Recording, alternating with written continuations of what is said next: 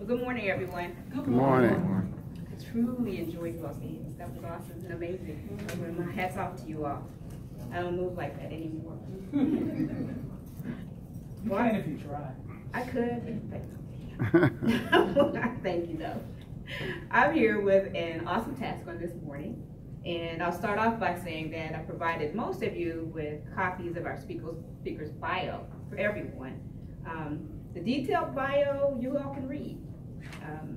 I was going to read it, but I'll allow you to. It's an awesome bio, but it wasn't in English. We're all federal employees, and we know how the government's plain language works. So I looked at it and how awesome he is, and all his amazing accolades that he's received over the years. But that's about the soldier. And I want to tell you a little bit about the man. Lieutenant Colonel Irvin Jackson, pardon me. I know him as Magic because he was working to be a part of the motorcycle club, the Buffalo Soldiers Motorcycle Club. So we took monikers on. Everyone's got a name, a biker name, and his was Magic, which is so appropriate for him if you read his bio. I wanted to say, though, that just a little bit about him. Colonel Lieutenant Irvin Jackson was born in Wise, North Carolina, but grew up in Tarrytown, otherwise Sleepy Hollow, New York, which has a rich history, and they include being a throughway on the Underground Railroad. And Sleepy Hollow, of course, was name dropped by Washington Irving in the legend of Sleepy Hollow. He was the second child of 6, having 2 brothers and 3 sisters. He entered the military in 1990 at the age of 25 and has been a career soldier ever since. Now, he's looking strange at me about that age. You know, I got that age from his wife. Oh, okay, there you go. I didn't talk to her. Okay, you know. got it. I tried to get the scoop because I wanted to give you a story about a man and not the soldier. But what the bio doesn't tell you is that in every command he has served, Lieutenant Colonel Jackson has been a top-notch soldier. He's a soldier. He is excellence at its finest because excellence is his practice. He has overcome numerous obstacles. And while I don't have a listing of all the obstacles, his wife shared one with me that she felt appropriate to share with you all. I learned that earlier last year, he had an episode of transient global amnesia. And for those of you who don't know what that is, if you remember the movie 50 First Dates with Gwyneth Paltrow, I think, no, Drew Barrymore and Adam Sandler, she had 50 First Dates because every morning she woke up, she didn't remember the person of interest to her. That's what he's dealt with. He had an episode of that. And she shared with me that he came through even that. And after coming through it and out of it, he was even better as a soldier than he was before. That was heard. All right. So his wife speaks highly of him. You know, a lot of you gentlemen who are married your wife don't. You try to say that, don't believe that. Lena talks about her husband all the time. She is in love with that man. So anyway, I wanted to go ahead and say that he pushed through that, and to top it all off, he became even better as a soldier than he was before the episode. He's mission-oriented as a person, and he's been deployed 13 to 14 times, she shared with me. He served his country freely, wholly, and honestly, and he just keeps going. He'll be the first to tell you that he's not perfect, but I've been learning and found and discovered and determined that he is everything you want an imperfect soldier to be. So with that being said, I present to you Lieutenant Colonel Irvin Jackson.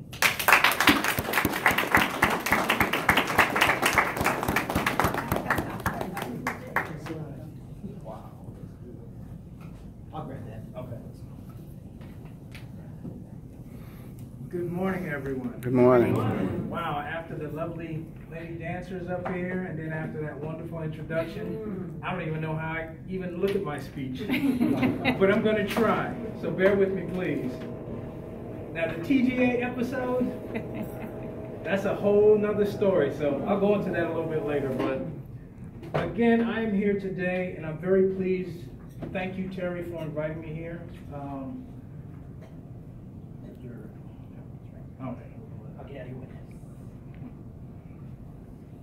Public speaking is not a natural occurrence or natural event. So normally most people, when they speak, they get nervous. I'm no different. So if I stumble on a few words, or because I forgot my glasses and can't read what I wrote down, wow. Please bear with me just a little bit. But I got mine. No, I can't use yours, Terry.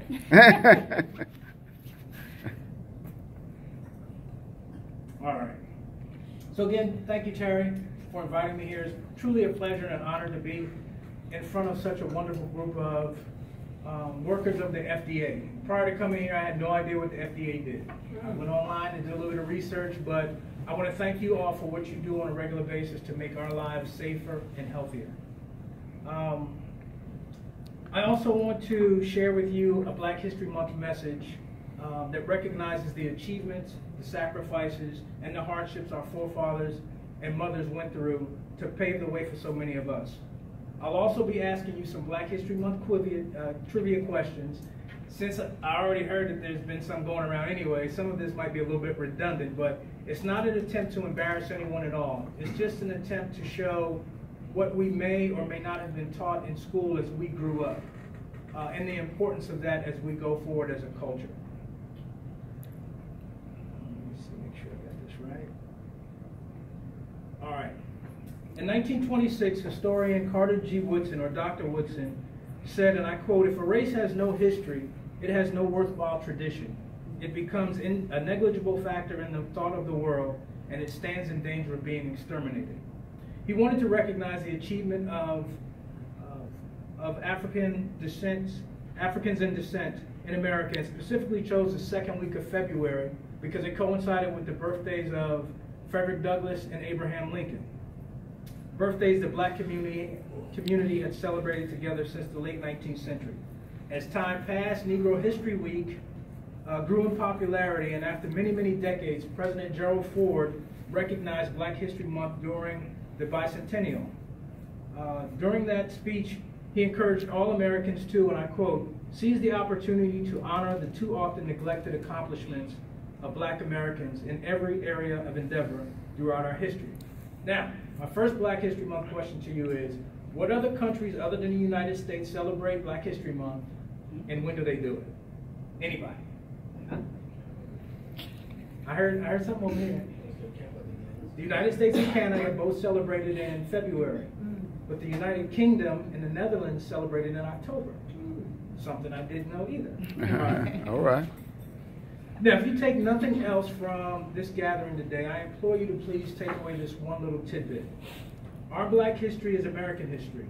Through the centuries, African American culture has profoundly shaped American culture, whether it's in music, art, literature, dance, technology, sports, just to name a few. But please let us not confine ourselves to the celebration of Black history for 1 month.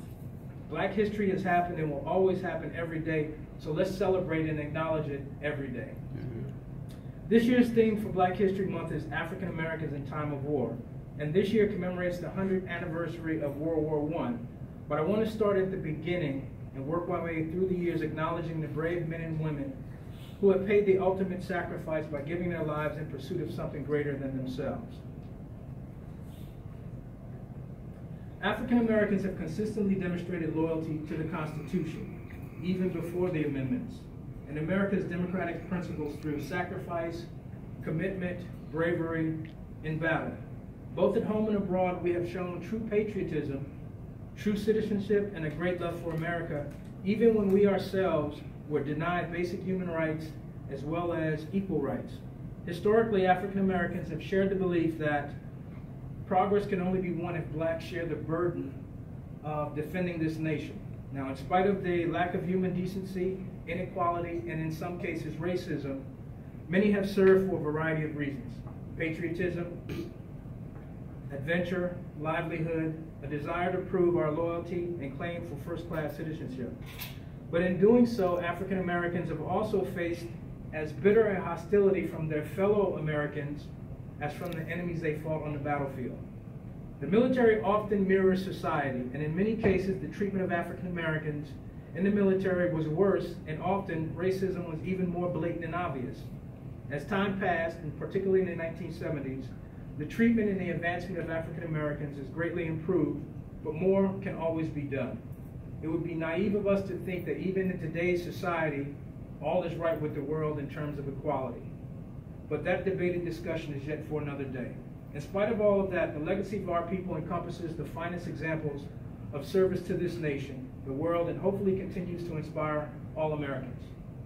Now, prior to and during the American Revolution, gaining freedom was probably the strongest motive for black slaves to join either the Patriot or British armies. Here are just two examples. Crispus Attucks was an American stevedore, which is someone who works on ships or boats to unload and load cargo. Was an American stevedore of African and Native American descent, widely regarded as the first person killed in the Boston Massacre, thus the first African American killed in the American Revolution. Mr. Attucks died defending what he believed not to be only his rights for freedom, but the rights of others.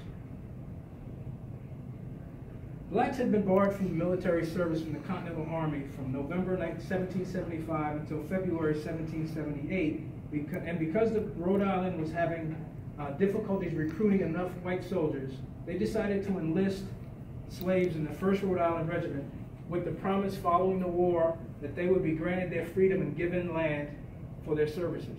The 1st Rhode Island Regiment became the only regiment in the Continental Army to have segregated companies of black soldiers. Throughout the war, guided by their leader, Colonel Green, the regiment fought heroically in several battles while suffering many casualties.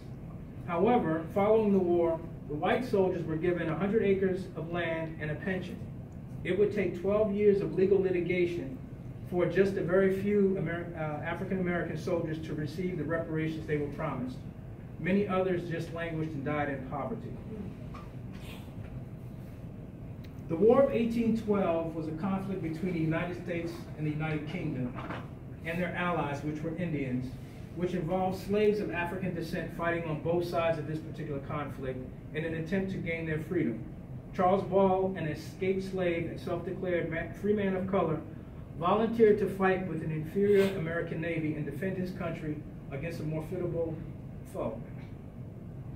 Along with other black sailors, they served admirably in disrupting and harassing British merchant vessels throughout the war.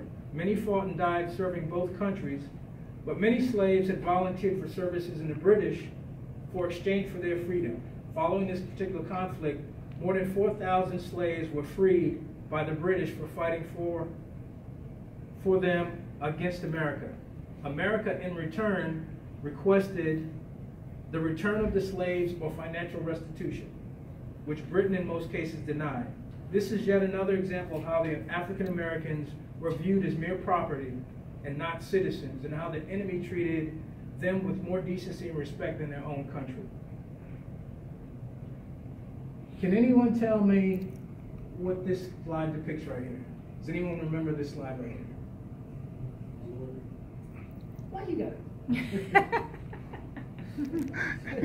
The Civil War started because an uncompromising difference between the Union and Confederate states over the power of the national government to prohibit slavery in territories that had not yet become states. After 2 years of conflict and the passing of the Emancipation Proclamation, President Lincoln ordered the establishment of the United States Colored Troops, an institution through which blacks, as well as Native Americans, Pacific Islanders, and Asian Americans could join the U.S. Army, an unprecedented level of integration at that particular time.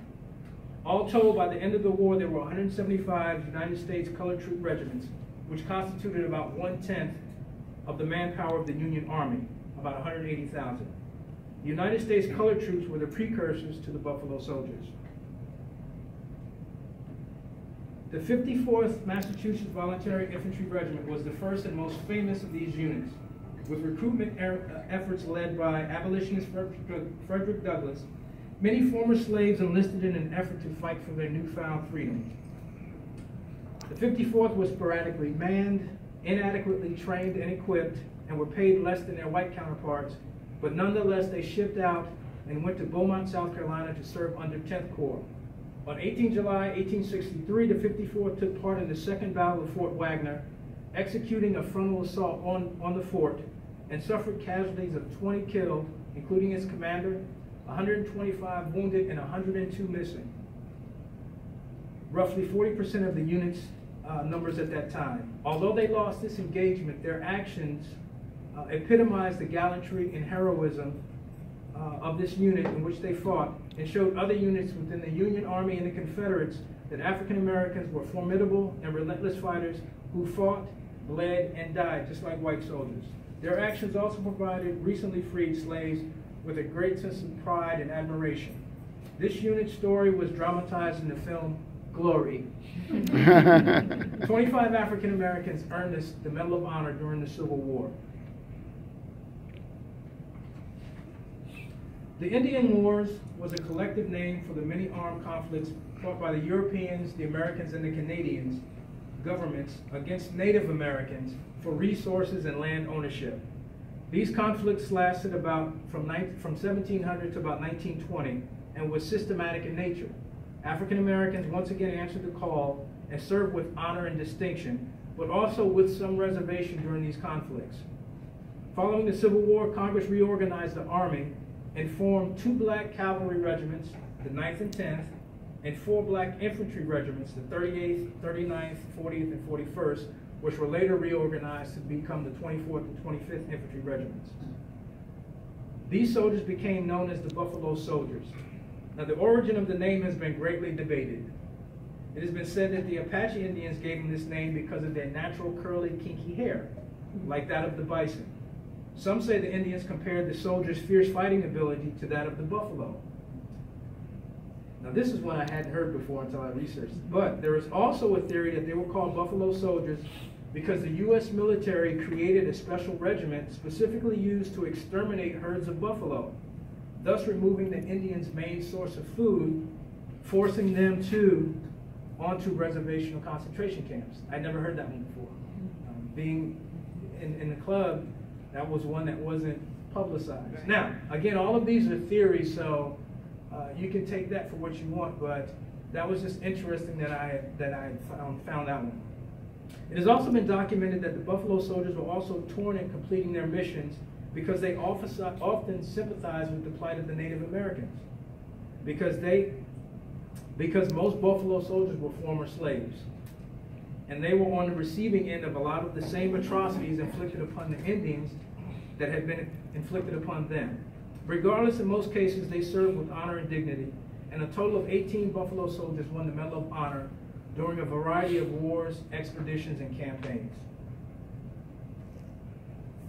At the onset of World War I, African Americans saw this as another opportunity to try and win respect from their white neighbors. American segregation and racism was blatant, and they still viewed African Americans as second-class citizens. Despite these actions, African Americans men were still willing to serve the nation's military. But the War Department also acknowledged that African American soldiers would be more likely to follow men of their own color instead of whites, thereby reducing the risk of any sort of uprising. So it initiated a segregated but supposedly equal officer training camp for black officer trainees at Fort Des Moines in Iowa. Following the successful training, black officers were now put in charge of black soldiers, but at the lower levels of leadership. So we're talking platoon leader, captain, everything else above captain, major, lieutenant colonel, colonel, where white officers were still in charge. One such black unit that had newly assigned black officers was the 396th Infantry Regiment of the 93rd Division. The situation was desperate in France, and with the exhausted and dwindling armies, the French begged the United States for some help. General Pershing, the commander of the Armed Expeditionary Force, sent the 396 because the French had trained with colonial troops from Senegal, and they had experience in employing and working with black soldiers in combat. The 396 were the first African-American combat troops to set foot on French soil. Armed, organized, and equipped as a French unit, they quickly adjusted to their new assignment, but they had an issue. There was a language barrier. They quickly overcame this and were surprisingly treated as equals by the French, instead of inferior soldiers by that of the white countrymen. The 396 fought valiantly with the French 16th Division and displayed their tenacity by helping the French drive the Germans from their trenches during the Icy Marne counteroffensive. They also fought in the Meuse-Argonne offensive and continued to fight well throughout the remainder of the war. The regiment fought on the front lines for a total of 191 straight days, 5 days longer than any other regiment in the Armed Expeditionary Force. Following the fighting, the Germans gave them the nickname the Harlem Hellfighters due to their toughness and that they never lost a man to capture, lost a trench or a foot of ground to the enemy. The government of France also recognized these accomplishments and awarded the entire unit the Croix de Guerre Medal, an award for soldiers or units who distinguished themselves by acts of heroism involving combat with the enemy, along with 171 individual awards for exceptional gallantry in action. Following the war, the African Americans believed that they would be greeted with a hero's welcome upon their return to the United States. But, unfortunately, they were treated as second-class citizens, even though they fought, bled, and died fighting for their country and other countries. 2 African Americans earned the Medal of Honor during World War I. The U.S. became officially involved in World War II on December 8, 1941, the day after Japan attacked the U.S. naval fleet at Pearl Harbor. Over 1.5 million blacks served in uniform during World War II, and they served in segregated units. Before and during the war, American military leaders had reservations again about using African American soldiers in combat. Black soldiers of the time were were subject to many racist crimes perpetrated by white soldiers, often resulting in little or no justice. But they persevered, endured, and trained in spite of these hardships and became ready for war. The 761st Tank Battalion was an independent tank battalion made up primarily of African American soldiers who by federal law were not permitted to serve along white troops. They were known as the Black Panthers, after their unit's distinctive insignia, which is on the right, and their motto was "Come Out Fighting." The 761st landed in France via Omaha Beach on 10 October 1944. The unit arrived with 6 white officers, 36 black officers, and 676 black enlisted men, and was assigned to General Patton's U.S. Third Army at his request. His speech to the troop goes as follows. Men, you are the first Negro tankers to ever fight in the American Army. I would never have asked you if you weren't good. I have nothing but the best in my army. I don't care what color you are, as long as you go up there and kill those son of a bitches. Everyone has their eyes on you and expecting great things from you. Most of all, your race is looking forward to your success. Don't let them down, and damn you, don't let me down. They say it is patriotic to die for your country. Well, let's see how many patriots we can make out of those German son of a bitches. The unit endured 183 days of continuous operational employment and suffered 156 casualties. 24 men were killed, 81 were wounded, and 44 incurred non-battle losses. They also lost a total of about 34 tanks. In all, the battalion earned about 300 Purple Hearts, 11 Silver Stars, and the Presidential Unit Citation. The 761st has often been referred to as one of the most effective tank battalions of World War II. Oops. I got ahead of myself. All right, now, does anybody know who the most famous individual of the 761st Tank Battalion, and he didn't even go to war? I didn't see it. Jackie Robinson. Jackie Robinson. During the 761st training at Camp Hood, which is now Fort Hood, a white bus driver told Lieutenant Robinson at the time to move to the back of the bus, and Lieutenant Robinson defiantly refused. He was arrested and eventually brought up on charges which resulted in his court-martial. Robinson faced 2 charges, behaving with disrespect towards a superior officer and willful disobedience of a lawful command of a superior. After a 4-month trial, he was released. He was found not guilty of all specifications and charges. His subsequent release from the military paved his way to the major leagues and to the desegregation of baseball, America's pastime sport, and the rest we all know is history. The 6,888th Central Postal Directory Battalion was the only all-black, all-female battalion overseas during World War II. It had 855 black women, both enlisted and officers, and was led by the then Major Charity Adams Early. The group was nicknamed the 6888. and their motto was no mail, low morale. Now, for those of us that were back in the early 90s, when there was no emails and we were downrange, getting mail or mail call from your family members was a great inspiration.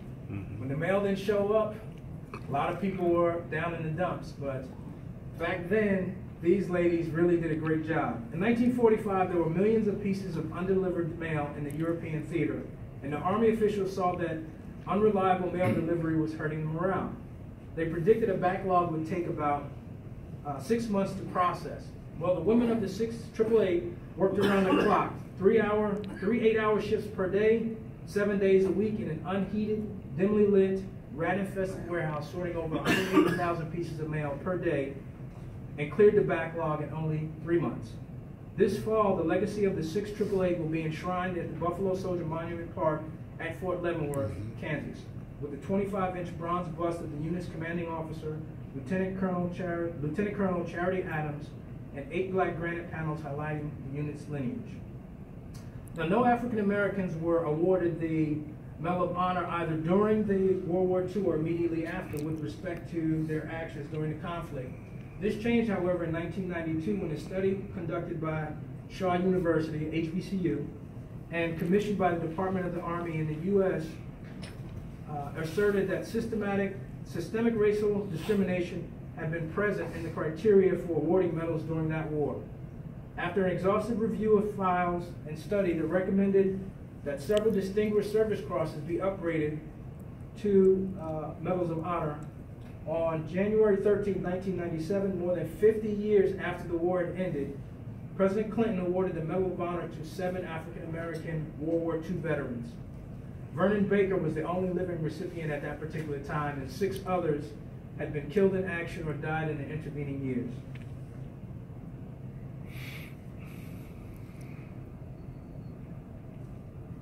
The Korean War.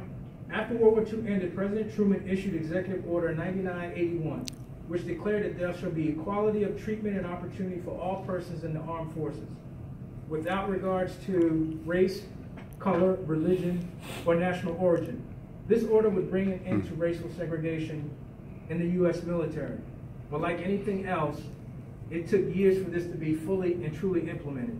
The Korean War was the last American conflict involving segregated units of the armed forces. In October 1951, the all-black 24th Infantry Regiment, which I talked about earlier, a unit that had been established in 1869, was disbanded and essentially ended segregation in the United States Army. African Americans served in all combat and combat service elements during the Korean War and were involved in all major combat operations. Many command opportunities and additional advancements for African Americans increased during this time, which may explain the increase in numbers of African Americans who joined the military. More than 600,000 African Americans served in the armed forces during the Korean War, and it's estimated that 5,000 died in combat. Only 2 African Americans received the Medal of Honor for action in the Korean War, and both were soldiers of the 24th Infantry Regiment. Now, for some of you old heads out there, can anybody tell me who that guy is on the bottom right-hand corner? Terry. What you got? You ain't got that? Anybody else? He might not look familiar there, but you might recognize. Who? Alex Haley. Alex Haley. Yeah. That was Alex Haley, a veteran of 20 years of the Coast Guard. Once he got out of the Coast Guard, while he was in the Coast Guard, he changed his MOS, or his job, to journalism. Once he got out, he became an author. He wrote the book on Malcolm X in 1965, and then he wrote Roots, which is in 1976. The Vietnam War saw the highest proportion of blacks to ever serve in an American war. Vietnam was also the military's first racially desegregated conflict, meaning all nationalities served and fought together. During the height of the U.S. involvement, blacks, who formed 11% of the American population at that time, made up about 12.6% of the soldiers in Vietnam. A majority of these were in the infantry, and although authorities differ in the figures, the percentage of blacks' fatalities in that period was a staggering 14.9%. Vietnam also marked the first major combat deployment of an integrated military, and the first time since the turn of the century that African American participation was actually encouraged. However, many African American civil rights leaders of the time described the Vietnam conflict as racist, a white man's war and a black man's fight. However, during those turbulent times of Vietnam, many stood forward and accepted the challenge. Now, in spite of the racial inequalities and prejudice at the time, African Americans played a major role in Vietnam, and in the process, they changed the complexity of U.S. armed forces. Contrary to popular belief, a large proportion of African Americans men and women served were well-trained, highly motivated professionals, and some 20 received the Medal of Honor. Several became general officers, and most served with distinction, honor and distinction. Again, the disillusion of serving their country proudly was evident upon their return to the United States following their participation in the war, where again, not only them, but a lot of white soldiers were treated with a lot of disrespect following Vietnam, because a lot of the country didn't believe that there was a war that we should have ever been in. From Grenada through the Gulf War, operations enduring, and Iraqi freedom, to the present day military life, African Americans have continued to proudly stand side by side with fellow countrymen and women, protecting and dying for the rights and freedoms of all Americans. But there is still more work that lies ahead. In 1989, President Bush appointed Army General Colin Powell to the position of Chairman of Joint Chiefs of Staff, making Powell the highest ranking officer in the military. Powell was the first and is so far the only African American to hold that post. In 1989, Alfred L. McMichael was the first African American selected to serve as a Sergeant Major of the Marine Corps. On September 12, 2006, First Lieutenant Emily Perez had been previously recognized for having held the highest rank of an African American female cadet at West Point. But at the age of 23, she was the first female graduate of West Point to die in the Iraq War. The first West Point graduate of the class of 9/11 to die in combat, and the first female African American officer to die ever in combat when a makeshift bomb exploded near a Humvee during combat operations. In 2014, Admiral Michelle Howard, the Vice Chief of Naval Operations, became the first 4-star in the 239-year history of the Navy. She's also the highest-ranking African-American woman in a male-dominated military that did not even allow the promotion of a woman to general or admiral until 1967. As of this speech, there have only been 18 4-star African-Americans out of the 798 total in the U.S. military history. That equates to roughly about 2.3%. Neither the Coast Guard nor the Marines have ever had a 4-star African-American, male or female. To some, these facts are both appalling and shocking, while to some, they may not have an issue with it at all. Well, I would argue that even though progress has been accomplished in the military, still